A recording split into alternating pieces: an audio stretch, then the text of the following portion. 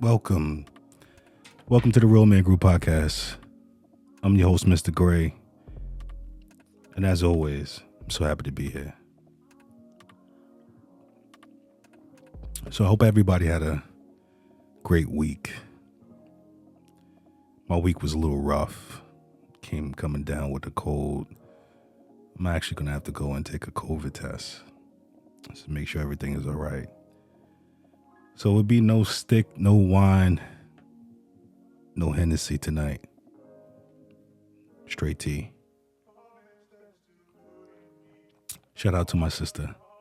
Got me this great birthday present. It says, "Be careful or you wind up on my podcast." So I'm just drinking tea today. Feel like shit, but show must go on. So, the title of this episode is called The Call. And I have a story to share with y'all about this call that I received a few days ago. And I wanted to do it like right as the call ended, like I was ready to jump on the mic and just share this story with you guys. But I had to process it. I had to process it because of multiple reasons. I wanted to make sure that the message that I was trying to convey to everybody was on point. And yeah, so I'm ready for it. So the other day, say roughly about 7:30 at night, my phone rung. And it was somebody that I knew for maybe 13, 14 years, female. We don't really talk often, but, when she called to check in, I answer, make sure everything is good. So I answer the call. Yo. And I heard yo back. And it wasn't her. It wasn't a female voice. It was a dude voice on the other end. So now I'm like, okay. Here we go with this shenanigans. Now, mind you, me and her, we just friends. I mean, we had something over 14 years ago. But, we just been checking in on each other from time to time. So I answered the phone. There's a guy on the other end. I hit him with the yo. Well, I didn't know it was him, but I hit her with a yo, thinking it was her. And he yo'd me back. So from that moment, I was like, okay, let's see what he has to say. But surprisingly, his approach to the conversation was completely different than what I thought was going to happen. So he goes, "Listen, bro, sorry to bother you. I'm not calling with no drama. I'm not calling with no beef. Me and my girl, we've been going through some shit, and I'm just tired of it.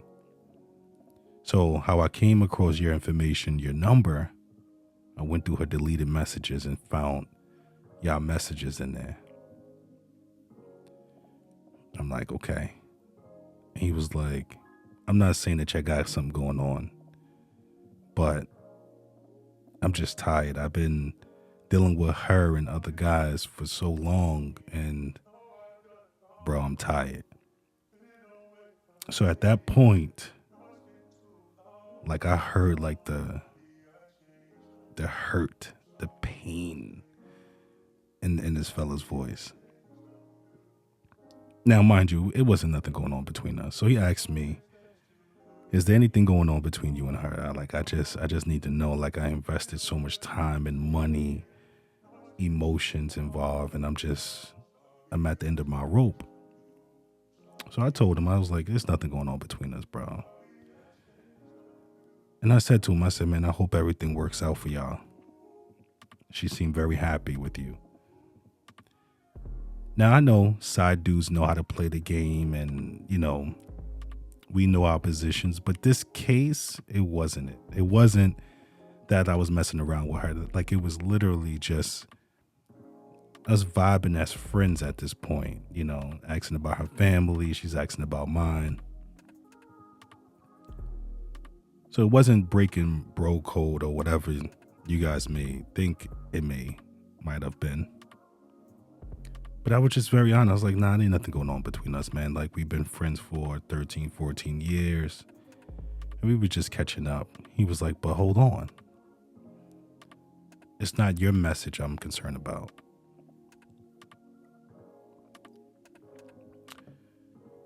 So apparently, she was having inappropriate conversations with another guy. And it just so happened that I got caught in the crossfire. But all the messages that we had was pretty much innocent. It wasn't incriminating. It was just checking in on each other. So this goes into my next topic, right? Within the call. Are we okay with females having male friends? I know it's like a taboo thing, like, because we always think about all the things that we done. You know, Biggie said, bitches ain't my girls now, we're fucking, right? We know we all crossed the line with our female friends. At some point in the game, like we crossed that line. We said some inappropriate shit to them. But we were still cool, right? Like, are we on a bench? Like, are we waiting to get in the game with these female friends? Or could a male and female be really, really friends?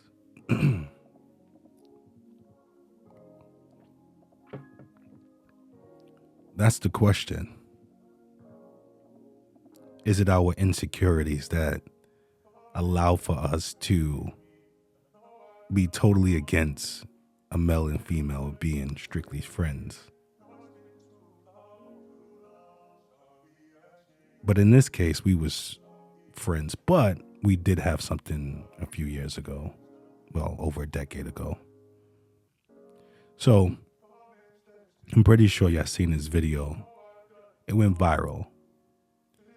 And it was a husband and wife. And he goes to his wife and say, would you ever cheat on me?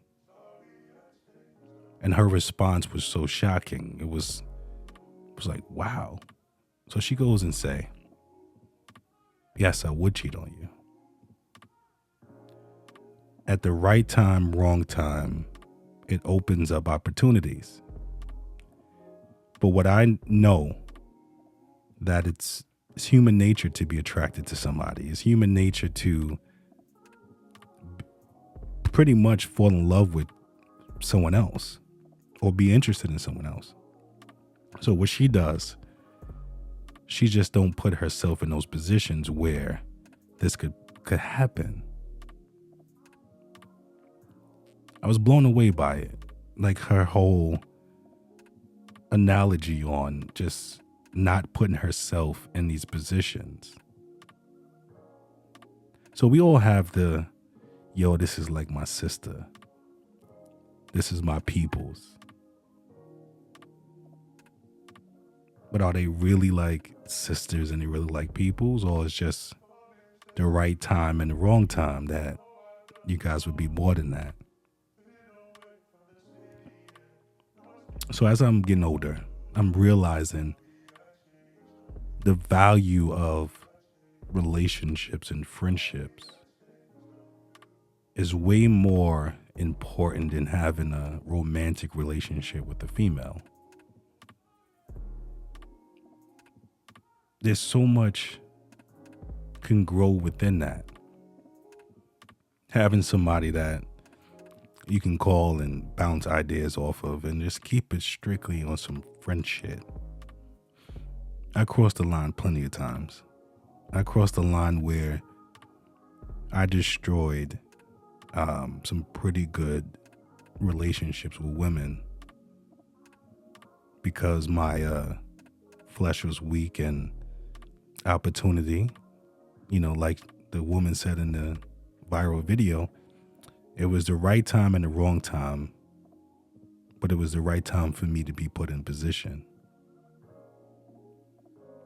A lot of them I regret because I lost a pretty good friend um, because we got intimate. But that just makes me more insecure about having and allowing for my lady to have multiple male friends. But I mean, I was the female best friend. I was her best friend, and things happen. So it's a tough one, man. It's definitely a tough one. So about the call, it was so many things that happened in such a short period of time. Phone call was probably about 2 to 3 minutes, and I can hear her in the background. She's crying, and he's like, "Move away, move away. Let me finish talking to him." And another thing too, fellas, like there's so many people that's dying off of these women, like allowing for your pride and your ego to put you in a situation where you're not going to be able to live with for the rest of your life. If you look at those who are incarcerated, they allow for their pride and ego to get in the middle of everything. So if you come across a situation where you find out that your girlfriend is cheating on you, she's dealing with another dude, it's not his fault. He didn't force himself on her. He didn't rape her. He didn't put a gun to her head. She gave it to him willingly. So all that beefing with other guys and, you talking to my girl, and there's some people who take it further, man, like meet up with the guy and try to hurt him or shoot him or kill him. And now you sitting up in the jail cell thinking about, was this shit even worth it? You ruined your life over a decision that she made. We got to be smart about this shit, bro. And for these women, it's one thing about them, man. We playing a game that they master. They mastered doing what they want to do when they want to do it. This is not a shot at you women. I'm just keeping it real. We playing a game that we will always lose. So I have a morning call with the fellas. Shout out to Bless and shout out to Big Up and KO. And Big Up, he shared a story that he heard, and he was like, how many times you heard somebody say they stepped in cat shit? And everybody on the call was like, I can't say that I do remember hearing someone saying that they stepped in cat shit. So he goes, how many times you heard somebody say, God damn, I stepped in dog shit? It's like, a lot. He said,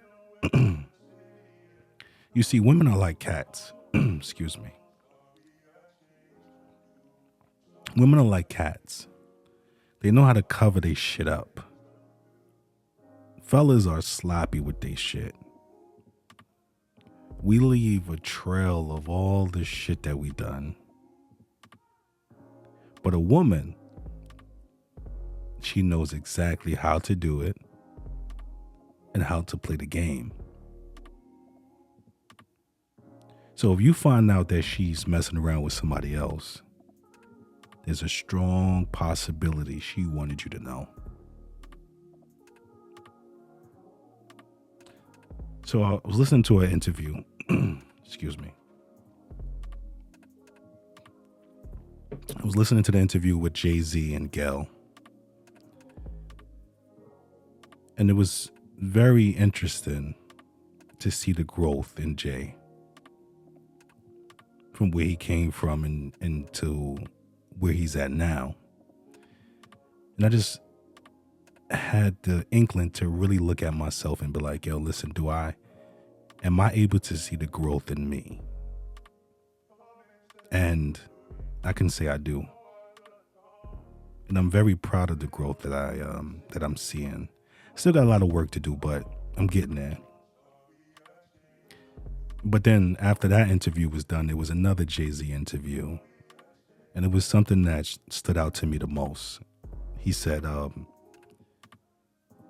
was taught everything but emotional intelligence. Let me say that again. I was taught everything but emotional intelligence. Let that sit there for a minute.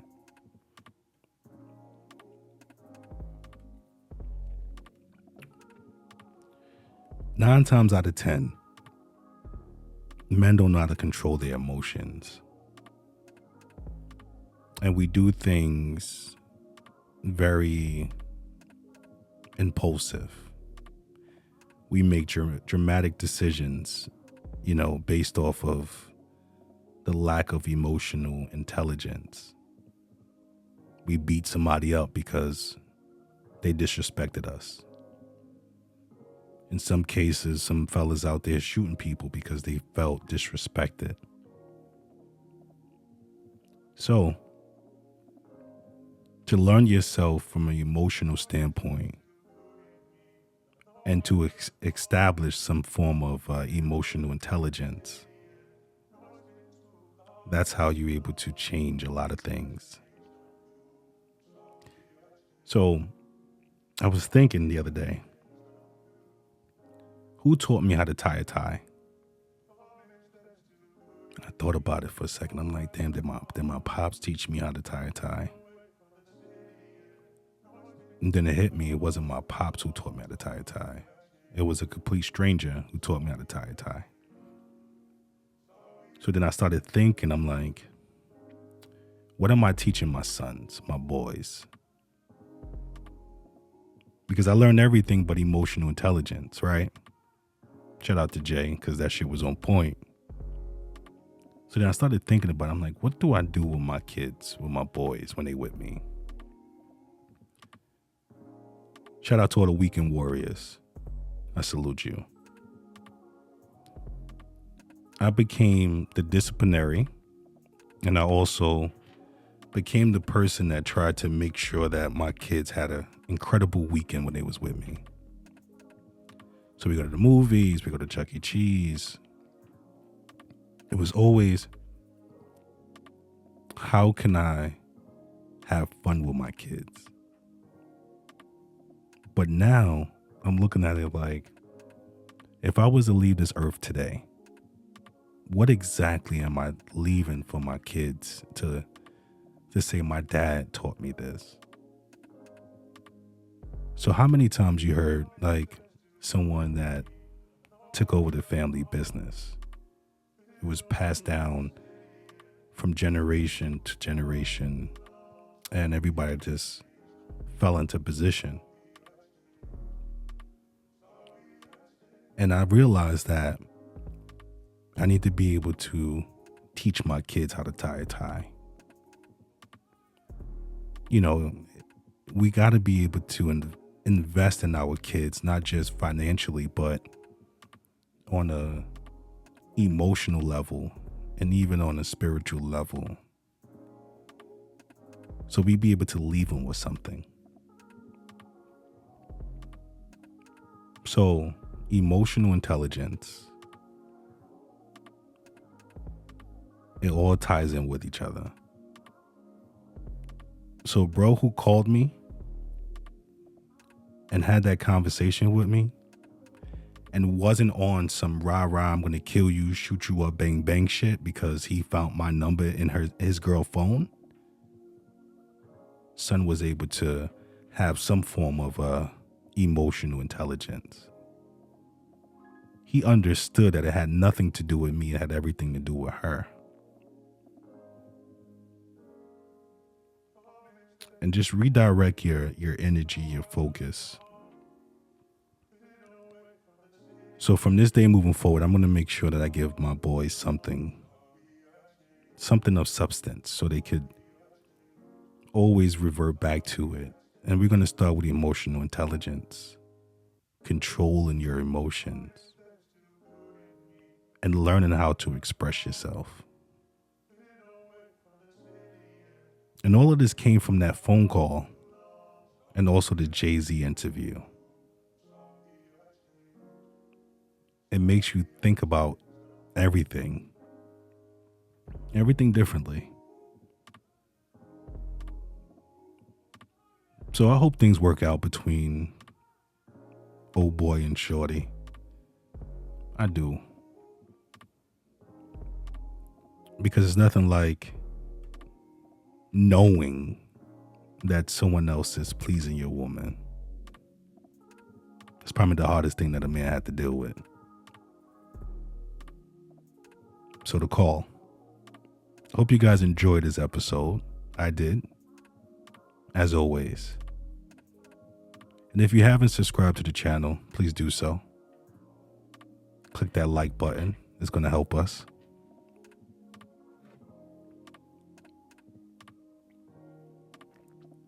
Be careful. You might wind up on my podcast. Greatest birthday present I got. Take care of yourself. Because I'm definitely coming down with something. I just hope that it ain't COVID. It's getting cold out there. The hawk is coming. But take care of yourself, man, and focus on yourself. And start tuning in and working on your emotional intelligence. I'm Mr. Gray from the Real Man Group. So happy to be here. To the next one. Peace.